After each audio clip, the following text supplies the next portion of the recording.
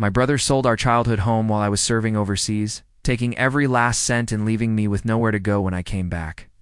What he didn't realize was that I'd been secretly sending half my military paycheck to help with the mortgage, which he always claimed he couldn't afford. Growing up, Marcus was the favored son, 3 years older and effortlessly good at everything he tried. Sports, school, making friends, it all came so easily to him, while I struggled even with basic social interactions. Our parents adored him, attending every game and celebrating every single one of his achievements. When I made the honor roll, they'd nod approvingly, but somehow, the conversation always circled back to Marcus's latest success. After high school, Marcus received a full scholarship to the state university while I enlisted in the Army. Our parents were so proud of him, but full of worry for me. The day I left for basic training, Mom cried as if I were heading to my execution. Dad shook my hand stiffly, already mentally preparing for my funeral. Marcus was off at orientation. Weak, too caught up to even say goodbye. The first few years were incredibly tough. Basic training broke me down and then rebuilt me. But the real test came with deployments. Afghanistan, Iraq, places most people only knew from news reports, became my daily reality. I wrote letters home regularly, sharing what I could about my experiences, but the replies were few and far between. Marcus was absorbed in college life, internships, building his future. I understood we were living in completely different worlds. During my second deployment, Dad suffered his first heart attack. I got emergency leave and flew home to find him recovering in the hospital, looking much smaller than I remembered. Mom was exhausted, dark circles under her eyes from staying by his side. Marcus had driven up from college, taking charge of everything with his usual self-assurance. "I've got this handled," he assured me. "Go back to your unit. Dad's going to be fine." I wanted to stay, but Marcus insisted he could manage things better alone. He'd always been better at navigating family crises, better at knowing just what to say. I returned to my deployment feeling useless, like I was abandoning them when they needed me most. The guilt gnawed at me for months. When Dad had his second heart attack 8 months later, I was in the middle of a 6-month rotation. Emergency. Leave was much harder to get, and by the time I made it home, the funeral was already over. Marcus had handled all the arrangements, made every decision. "I didn't want to burden you," he explained. "You were serving your country. Dad would have." Understood. Standing at Dad's grave, I felt like a stranger in my own family. Marcus had been there for the final conversations, the last moments, the critical decisions. I'd been halfway around the world, fighting someone else's war while my father passed away. The resentment wasn't fair. Marcus had carried the burden while I was gone, but it settled in my chest anyway, heavy and permanent. Mom took Dad's death incredibly hard. She'd been with him for 32 years, and suddenly she was alone in a house filled with memories. Marcus finished college and moved back home, supposedly to help her, but really because he couldn't find a job in his field. The economy was rough and his communications degree wasn't opening the doors he'd expected. I finished my deployment and came home for a month of leave. The house felt different without Dad, quieter, sadder. Mom had aged years in the few months since the funeral. She moved slowly, spoke softly, and rarely smiled. Marcus seemed to be managing things well, handling the bills, maintaining the house, keeping Mom company, like an outsider. Visiting someone else's family. "You should think about getting out," Marcus suggested one evening as we sat on the back porch. Drinking beer and avoiding the elephant in the room. Mom needs family around. This military life, it's taken you away from what matters. "I re-enlisted for 4 more years, I said. "It's not that simple." "Everything's simple if you want it to be," he replied, that familiar confidence in his voice. "You just have to choose what's important." The conversation bothered me for weeks after I returned to base. Was I choosing my military career over family? Was I being selfish, leaving Marcus to handle everything? I started sending money home. Not much at first, just a couple $100 a month to help with groceries, utilities, small expenses. Mom protested, but I insisted. It was the least I could do from thousands of miles away. Gradually, I increased the amount. When Marcus mentioned the mortgage was becoming difficult, I started sending half my pay, nearly $1,500 a month. It wasn't easy. Military pay isn't generous, especially for junior enlisted, but I lived in barracks, at mess halls, and had few personal expenses. If money could ease my guilt about being absent, it seemed worth it. Marcus never directly asked, but he'd bring up financial pressures during our monthly phone calls. Mortgage was behind. Utilities were expensive. Mom needed new glasses she couldn't afford. I'd quietly transfer more money, telling myself this was how I contributed to the family I'd left behind. Money was the only thing I could offer from a distance. "You're saving our lives," Marcus told me during one call. "I don't know what we'd do without your help. My mom's so grateful, even though she won't say it directly. You know how she is about accepting help." Mom had always been proud. Independent, reluctant to burden others. Knowing my money was helping her feel secure made the sacrifice worthwhile. My third deployment was supposed to be my last. I'd served 8 years, completed my obligations, earned my benefits.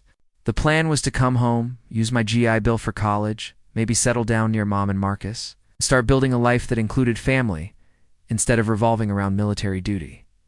I started looking forward to it, really looking forward to it for the first time since enlisting. 2 months before my scheduled return, Marcus called with devastating news. "I have to sell the house," he said, his voice strained. "The mortgage company won't work with us anymore. We're 3 months behind and they're starting foreclosure proceedings. I'm sorry, Danny. I tried everything." My heart sank. Psst. Despite sending nearly $30,000 over the past 2 years, they were still losing the house. "What happened to the money I've been sending?" I asked. It helped, Marcus said quickly. "But Dad's medical bills were worse than we thought. Had some health issues. House needed repairs. Your money kept us afloat longer than we would have managed otherwise. How much do we need to catch up?" "It's too late for that. I've already found a buyer. We'll get enough to pay off the mortgage and have a little left over." Mom's going to move in with Aunt Sarah temporarily. I'm looking at apartments. Something didn't feel right, but I was thousands of miles away, operating on limited information. Marcus had been handling everything for years. He understood the financial situation better than I could from my deployment. Still, the timing seemed suspicious. 2 months before my return, suddenly the house had to be sold immediately. "Can we wait until I get back?" I asked. "Maybe I can help figure something out." "The buyer won't wait," Marcus said. "This is our only option. Trust me, I've explored everything else." I wanted to argue, but what could I say? Challenge his judgment from halfway around the world. Question his efforts when he'd been carrying the family burden while I'd played soldier. "Okay," I said finally. "Do what you think is best." The house sold within a week. Marcus handled all the paperwork, signed all the documents. I was listed as a co-heir in Dad's will. Since I was deployed and Marcus had power of attorney for family matters, he managed the sale alone. He said the proceeds would barely cover the outstanding mortgage and closing costs. There might be a small amount left over, but not much. I felt hollow hearing about it. That house held every childhood memory I had. Christmas mornings, birthday, parties, the room where I'd hidden from thunderstorms, the backyard where Dad taught me to throw a baseball. Now it belonged to strangers, and I hadn't even gotten to say goodbye. But losing the house was better than losing it to foreclosure. At least this way, Mom and Marcus wouldn't have that stigma following them. My return home was supposed to be triumphant. 8 years of service, multiple deployments, finally coming back to build a civilian life.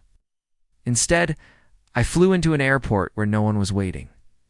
Marcus was busy with work. Mom was settling into Aunt Sarah's place. Everyone was adjusting to new routines. I took a taxi to a hotel, feeling like a tourist in my own hometown. The first shock came when I visited Mom at Aunt Sarah's. She looked good, better than she had in years. Her color was back. She was moving. Easier, she seemed more energetic. "The new place is wonderful," she told me. "Sarah's been such a help, and Marcus found a great apartment downtown. Everything's working out better than we expected." She seemed genuinely happy, not like someone who had just lost her home of 30 years. The second shock came when I saw Marcus's new apartment. It was beautiful, modern, spacious, in an expensive part of town. The furniture was new, high-end. He bought a new car to a BMW that probably cost more than I'd made in 2 years. Real estate market's been good to me, he explained when I commented on his apparent prosperity. I've been doing some property management on the side. Made some smart investments. I was happy for his success, but something nagged at me. Months ago, he couldn't afford the mortgage despite my financial help. Now he was living like a young executive. What happened with the house money? I asked. I thought you said there wouldn't be much left after paying off the mortgage. There wasn't, Marcus said quickly. But I've had some good breaks lately. A few deals came through. Timing worked out. That night I couldn't sleep. The numbers didn't add up. I'd sent nearly $30,000 over 2 years. Dad's medical bills should have been covered by insurance. The house had been almost paid off when Dad died. Where had all that money gone? I started making calls, asking questions, doing research I should have done years earlier. The mortgage company was my first call. According to their records, the house payment had been current until 3 months before the sale. Not years behind, as Marcus had claimed. 3 months. The total amount needed to cure the default was less than $8,000. Money I could have wired immediately if I'd known. But by then, Marcus had already initiated the sale process. The hospital billing department was next. Dad's medical bills had been mostly covered by insurance and Medicare. The out-of-pocket maximum was significant, but manageable, and it had been paid in full 2 years ago. There were no outstanding medical debts, no crushing healthcare costs, eating away at the family finances. The real estate records were public information. The house had sold for $230,000. The remaining mortgage balance was only $43,000. After closing costs and realtor fees, there should have been over $150,000 in proceeds. Where was that money? I confronted Marcus that evening. He was cooking dinner in his expensive apartment, wearing clothes that probably cost more than my monthly uniform allowance. We need to talk about the house sale, I said without preamble. His face went carefully neutral. What about it? The numbers don't add up. The house sold for $230,000. The mortgage was only $43,000. Where's the rest of the money? Marcus sat down, his spatula turning to face me with that familiar, confident expression.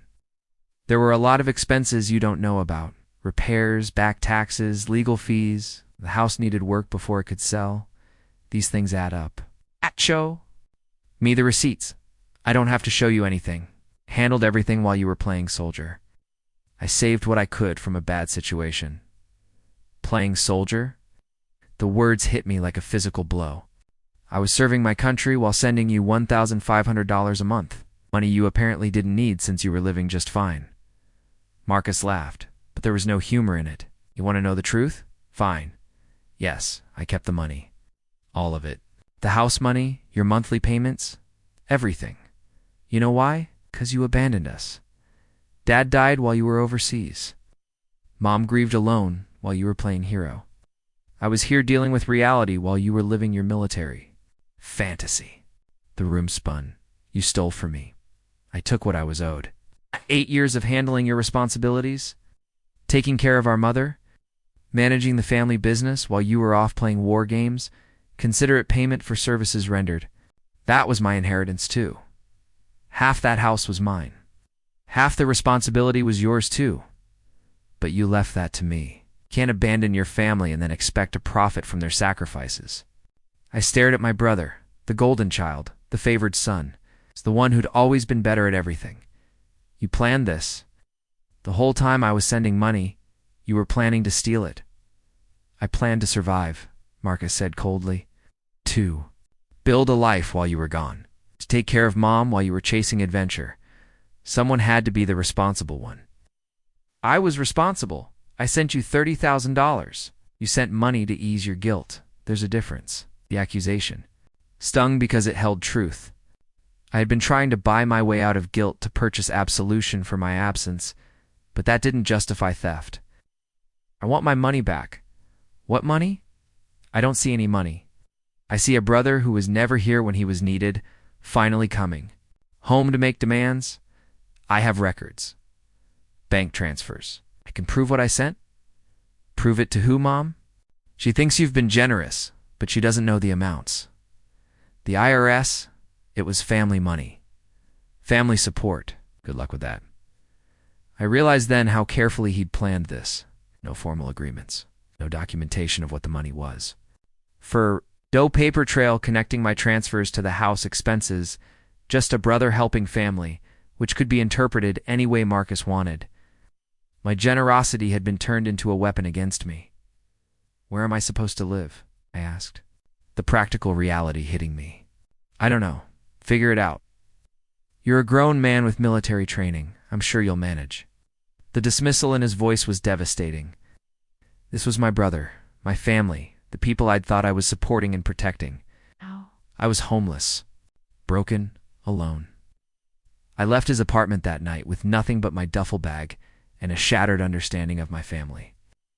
The hotel room felt like a prison cell. I lay awake calculating the damage, not just the $30,000 I'd sent over 2 years, but my share of the house inheritance, probably another $75,000.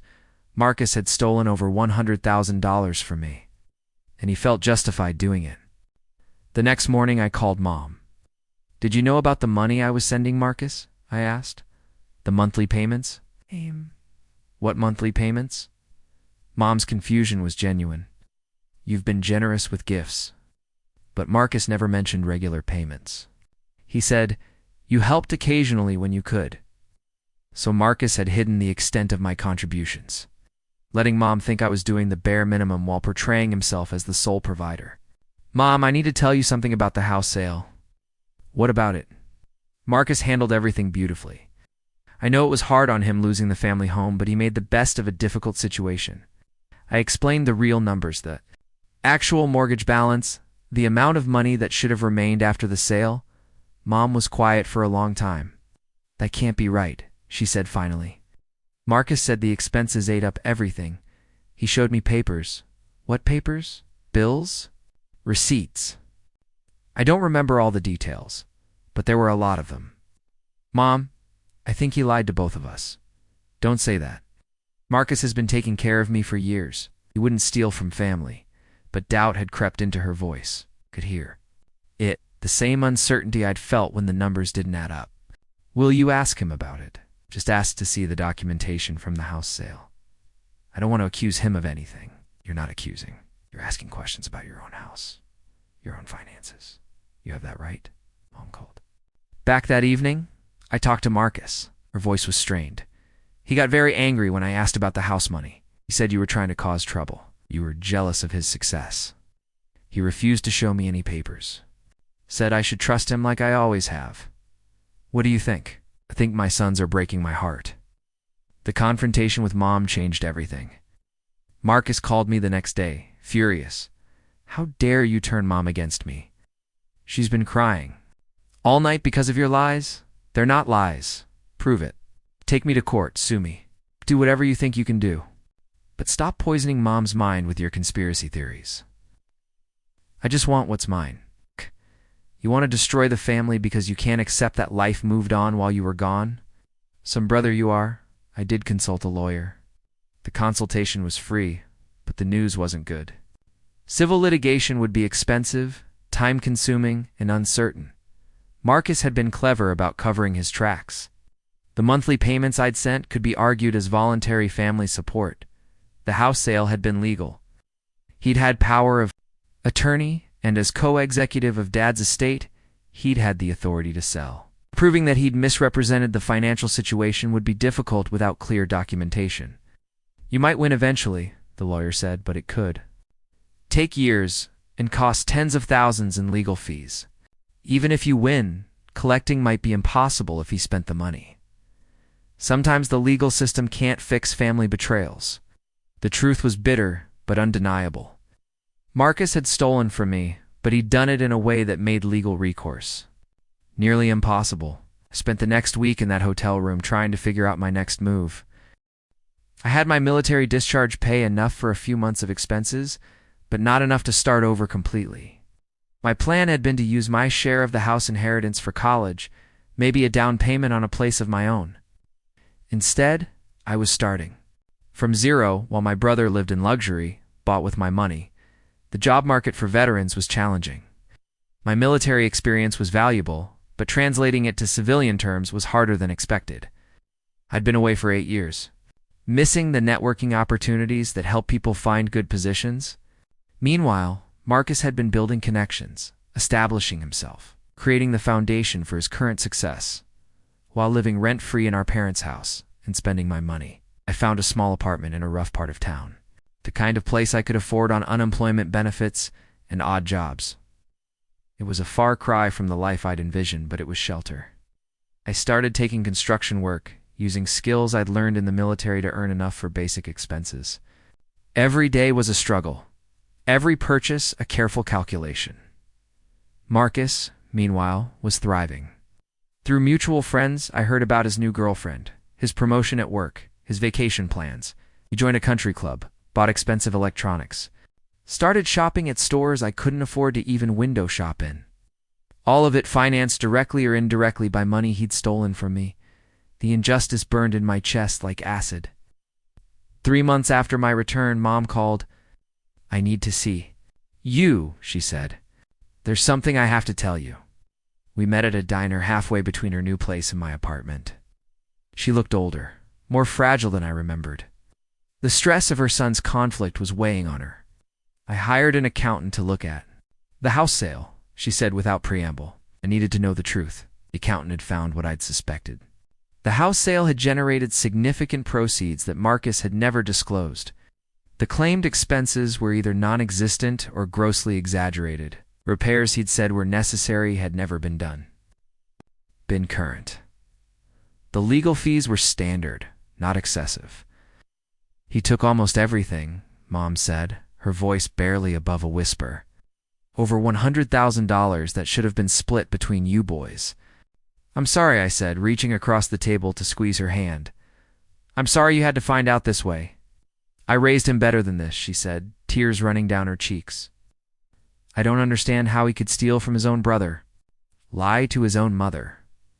Greed makes people do terrible things. It's not just greed, it's cruelty. He knew you were struggling, knew you needed that money, and he watched you suffer. That's not the son I raised." Mom had confronted Marcus with the accountant's report. He'd initially denied everything, then admitted to borrowing some money with the intention of paying it back, then finally exploded in anger, accusing her of choosing me over him.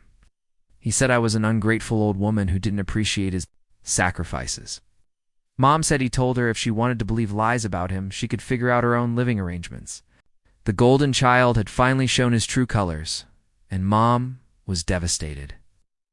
She'd spent years praising Marcus, making excuses for his shortcomings, believing his version of events. Now she saw him clearly, and the revelation was destroying her. "I'm staying with Sarah indefinitely," she said. "I can't face Marcus right now. I don't know if I ever can."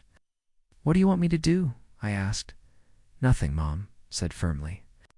"This is between Marcus and me now. I won't have my sons destroying each other. But I needed you to know that I believe you, that I'm sorry I didn't see what was happening. Your support meant everything, but it couldn't undo the damage. Marcus still had my money, and I was still starting over with nothing." Over the following months, I slowly rebuilt my life. The construction work led to better opportunities, and eventually I found steady employment with a company that valued my military experience. I enrolled in night classes, using my GI Bill benefits to work toward a degree. It was harder than it should have been. I was older than most students, working full-time, starting from a position of financial disadvantage.